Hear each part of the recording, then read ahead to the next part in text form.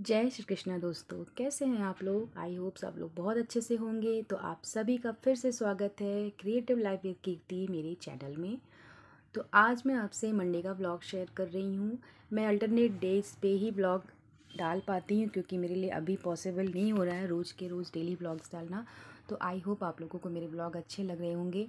बाकी को ना बहुत ज़्यादा खांसी हो गई है तो उसके लिए उसको रात को स्टीम दिया था क्योंकि स्टीम से काफ़ी इफ़ेक्ट गिरता है। तो आज सुबह है मंडे की और मैं मंडे को सुबह सुबह पाकी को टिफ़िन में मुझे आज आलू का पराठा देना है सॉस के साथ। तो बस उसी सब में लगी हुई हूँ मैं। इधर मैं पाकी का दूध रेडी करके रख दूँ। तो ये सब जो सुबह का रूटीन होता है ना वो वही फॉलो कर रही हूँ मैं यहाँ पे। तो बट फटाफट दूध रेडी करने के बाद बनाऊँगी उनके लिए मैं आलू का पराठा।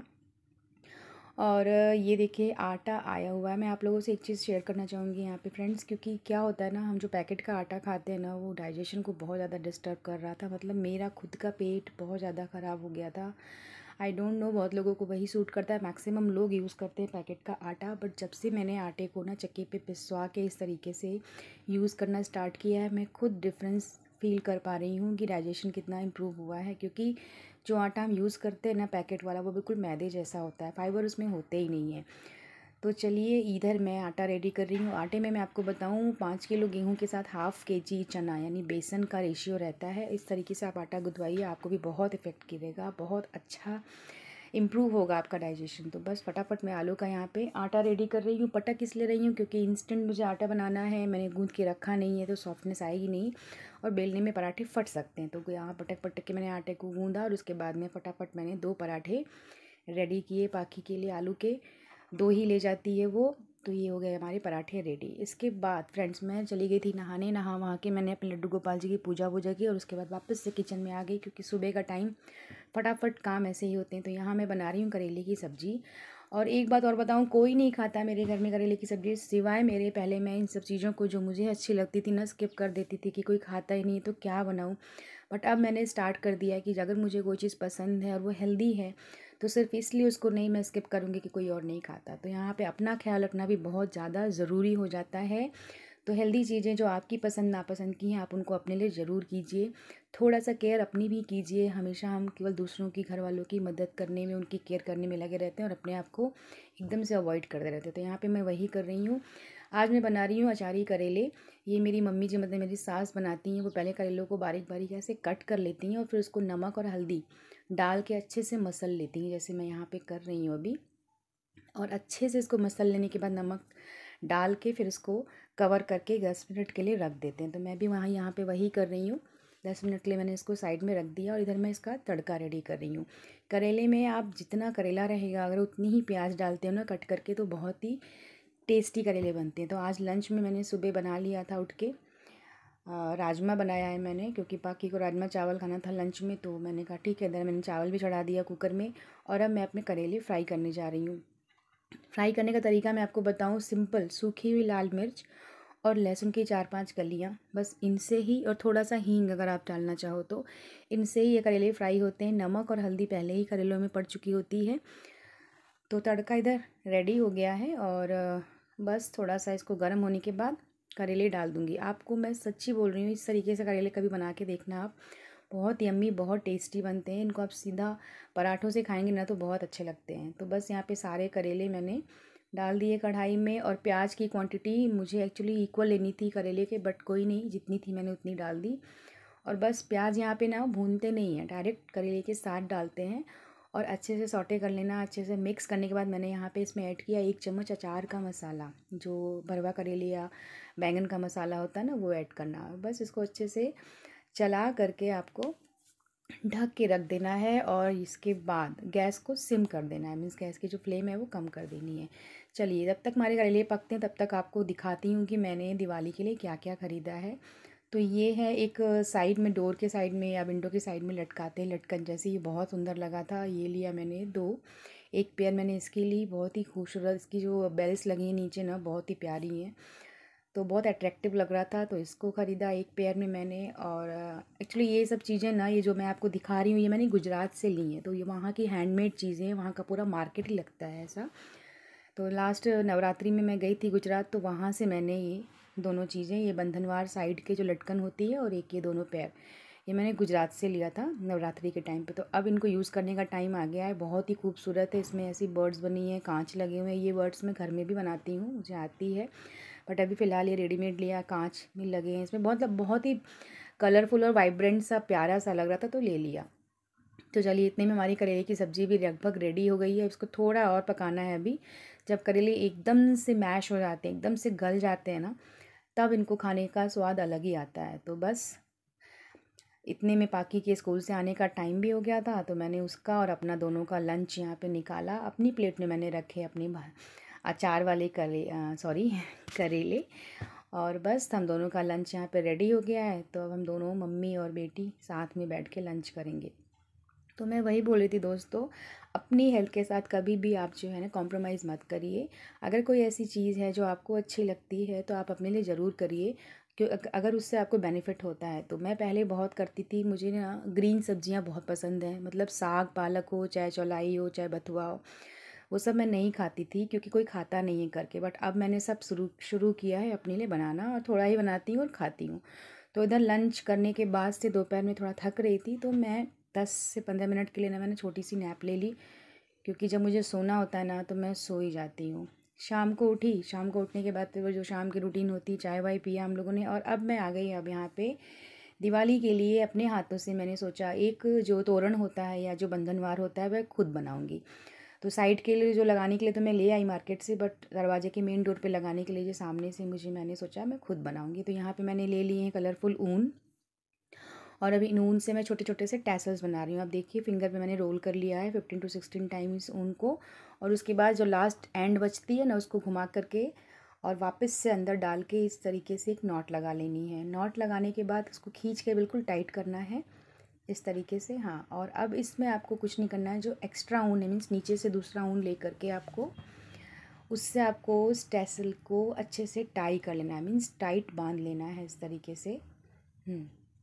तो मैं यहाँ पे वही कर रही हूँ। तो इस बार मेरा बहुत मन था कि मैं तोरण अपने हाथों से बनाऊँगी दिवाली पे, तो वही उसी प्रोसेस में लगी हुई हैं। आपको अच्छे से इसको नॉट 2 से 3 बार लगानी है ताकि ये जो टैसल है ये खुले ना। तो इधर मैंने अच्छे से ये नॉट लगा दी है। हाँ, अब बाकी जो एक्स्ट्रा ऊन है वो आप कट कर लीजिए। और अब टाइम आ जाता है, आपको सीज़र लेनी है और जो ये हमारे नीचे इसके रिंग बने, जो लूप्स बने हुए हैं ना टैसल को, उसको कट कर लेना है। कट कर लीजिए जितने भी लूप्स इसमें आपको दिख रहे हैं। और कट करने के बाद से इक्वल इस तरह से बराबर हाथ से करने के बाद से आपको एकदम नीचे से स्मूथ कटिंग कर लेनी है ताकि एक फ्लावर जैसा शेप आ जाए नीचे से। तो इस तरीके से मैंने ढेर सारे टैसल्स जो हैं बना लिए थे, जितनी मुझे ज़रूरत थी बंधनवार में लगाने के लिए। तो एक एक करके मैंने 3-4 कलर के इस तरीके से टैसल्स बना लिए थे। ये देखिए, कुछ ग्रीन है इसमें, कुछ पिंक है, कुछ येलो है, क्योंकि मुझे इतनी की ही नीड थी तो मैंने इतने बनाए थे। इसके बाद क्या करना है आपको बताती हूँ। जो हमारे मोटिव्स होते हैं ना, वो उसके बारे में समझाती हूँ आपको। आइए दिखाती हूँ। टैसल्स तो सारे रेडी हो गए हैं, बड़े प्यारे लग रहे थे बन के, कलरफुल ये। तो अब बारी आ जाती है मोटिव्स बनाने की, मीन्स तोरण में जो डिज़ाइंस यूज़ करूँगी मैं उनकी। तो उसके लिए मैंने कार्डबोर्ड लिया है और उससे कुछ डिज़ाइंस मैंने ऐसे कटिंग करके रख ली हैं। आपको अपनी पसंद की जो डिज़ाइन यूज़ करनी है आप उस डिज़ाइन में कार्डबोर्ड को कटिंग कर सकते हैं। तो मैंने यहाँ दो डायमंड शेप के, दो ऐसे लीफ शेप के, और 2 सर्कल्स और 2 स्क्वायर, इस तरीके से मैंने जो है टोटल 7 to 8 या 10 पीसेस में कार्डबोर्ड कटिंग करके रख लिए थे। ठीक है, अब मुझे इसको कवर करना है। तो कवर करने के लिए मैंने 2 कलर्स चूज़ किए, एक ऑरेंज और एक वाइट। कुछ मोटिव्स को, मीन्स कुछ डिज़ाइंस को मैंने ऑरेंज पेपर से कवर किया, मीन्स स्टिक कर दिया फेविकोल से। और आप देखिए मैं कैसे स्टिक कर रही हूँ। आपको कुछ नहीं करना है, थोड़ा थोड़ा कटिंग करनी है पेपर पे, और फिर अंदर की तरफ फेविकोल की साइड में इनको दबा दबा के प्रेस करके स्टिक कर लेना है। थोड़ा सा टाइम लगता है यहाँ पे क्योंकि फिनिशिंग बहुत ज़रूरी है। जल्दीबाजी में मत कीजिएगा ये काम, आराम आराम से स्टिक करिएगा तो सारे स्टिक हो जाएंगे। देखिए ये मैंने एक स्टिक कर लिया इधर।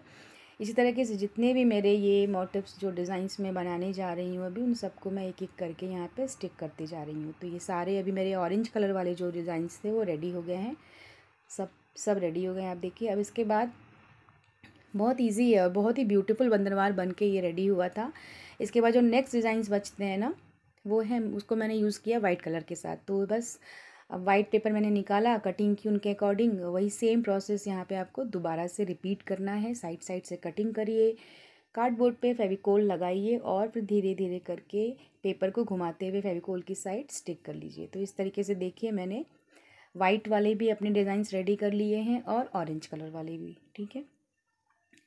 इसके बाद आपको यूज़ करना है, कुछ इसको डेकोरेट करना पड़ेगा ना, ऐसे तो यूज़ करेंगे नहीं। हाँ, तो फिर मैंने यहाँ पे लिया है कांच, और सेंटर में मैंने सारे डिज़ाइंस जो मैंने कटिंग किए थे उनके सेंटर में मैंने एक एक कांच ऐसे फेविकोल से स्टिक कर दिया है।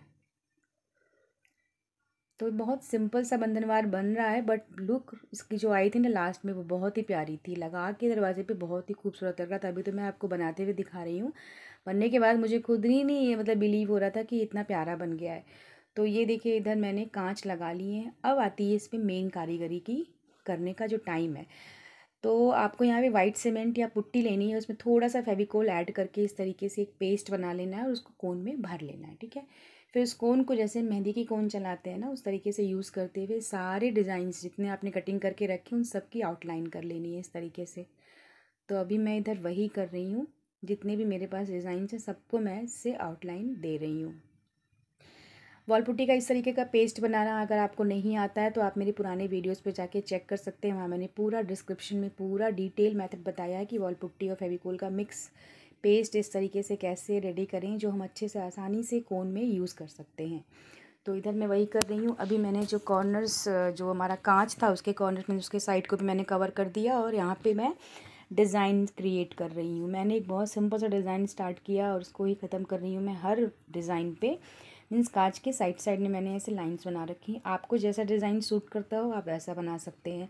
तो ये हो गया जी हमारे डिज़ाइंस रेडी, और इनको रख देते हैं सूखने के लिए। अब मैं यहाँ लेके आई हूँ, देखिए ये पाखी ने कुछ तो बनाया, क्योंकि मैं जब भी कोई किस तरीके का क्राफ्ट का काम करती हूँ तो वो भी मेरे साथ साथ लग जाती है और कुछ ना कुछ वो भी बनाती है। तो उसने बनाई है एक नेम प्लेट जिस पर लिखा है उसने, आइए आपका स्वागत है। तो मैंने कहा चलो इसको भी दरवाजे पे लगा देती हूँ। तो लेकिन थोड़ा सा ये एम्प्टी खाली खाली सी लग रही थी, तो दोनों साइड में मैंने नाम लिख दिए। एक साइड में मैंने लिखा पाखी का नाम अपनी उसी वॉल पुट्टी की कोन से, और उसकी दूसरी साइड पे मैंने अपना और अपने हस्बैंड का नाम लिख लिया। तो ये एक छोटी सी ना क्यूट सी नेम प्लेट जैसी रेडी हो गई, और ऐसे बनने के बाद से ना ये भी अच्छी लगने लगी। तो मैंने इसको भी रख दिया ड्राई होने के लिए कि चलो ठीक है ये भी आकर रेडी हो गया अच्छे से, तो इसको भी डोर पे लगा देंगे। तो देखिए ये हमारे जो डिज़ाइंस हमने रेडी किए थे ये पूरे अच्छे से सूख गए हैं, और एकदम बहुत ही फिनिशिंग इतनी अच्छी आए थे ना इसके, एकदम क्लीन वर्क हुआ था। अच्छे से ड्राई होने के बाद ही इसको यूज़ करना है, ज़रा भी पुट्टी अगर गीली होगी ना तो उस टाइम पर आप इसको मत उठाइएगा। तो अब ये हो गया हमारे पूरे ड्राई। तो चलिए अब इनको हम बंधनवार का शेप देते हैं, ठीक है, एक रूप देते हैं। चलिए, तो यहाँ पे मैंने रेडी किया है चोटी के स्टाइल में गूंथते हुए, मैंने ग्रीन और येलो कलर का ऊन लिया और उसको इस तरीके से चोटी के स्टाइल में गूंथते हुए मैंने एक अच्छी सी डोरी बना ली है बंधनवार को लगाने के लिए, ठीक है। तो अब यहाँ मैं डिज़ाइंस जो है सेट करके देख रही हूँ कि डिज़ाइंस को उनको लगाऊँ कैसे कि एक अच्छा सा सीक्वेंस रेडी हो, और दोनों साइड बराबर से डिज़ाइंस हमारे लेंथ में और शेप में साइज़ में दिखें। तो ये मैंने डिज़ाइन यहाँ पे रख करके चेक कर लिया, ऐसे आप भी चेक कर सकते हैं। फिर मैंने टैसल्स भी लगा लगा के रख रख के देख लिए कि इनको किस तरीके से लगाऊं कि अट्रैक्टिव लगें, क्योंकि कहीं भी कुछ भी नहीं बांध सकते ना इस तरह।